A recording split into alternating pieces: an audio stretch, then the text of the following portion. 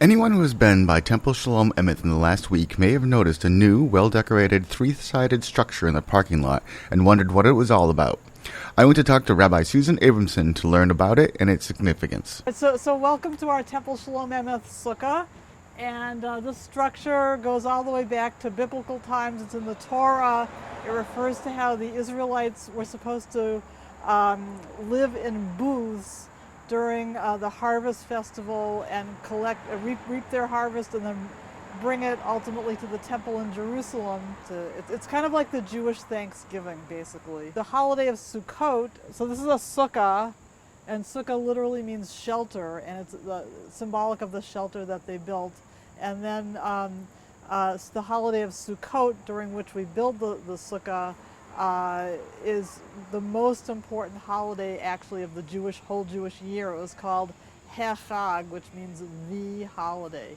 So out of all the holidays in the whole year, this was the most important because it was a way to give thanks to God for all of our bountiful blessings. The sukkah, by tradition, should be built with certain specifications. Our sukkah is built every year by temple members, and it's supposed to be three-sided. You're supposed to have one side that's open as an entrance for people so that it's welcoming. And one of the most important aspects of Sukkot is called ushpizin, and that means welcoming guests.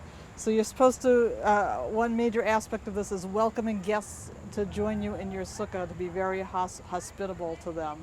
And it's supposed to be a temporary structure. It's not supposed to be something that's up all year long, and it's supposed to be fragile enough that it needs to be temporary, but strong enough that it can withstand the holiday period. And you're supposed to be able to see the stars through the roof to remember God and be able to enjoy the beauty of nature all around. There are also decorations to help celebrate the holiday. So Sukkot is also it's a joyous holiday, and so the decorations are supposed to symbolize just a happy celebratory time, and so that's why we usually every year the kids make the longest paper chain in temple history, and they make a big deal out of making it out here and then bringing it in to set it up all around the sukkah.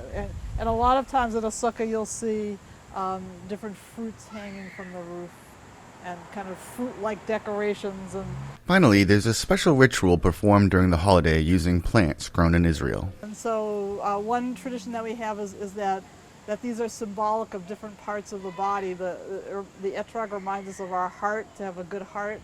The lulav reminds us to have a strong backbone and to stand up for what's right.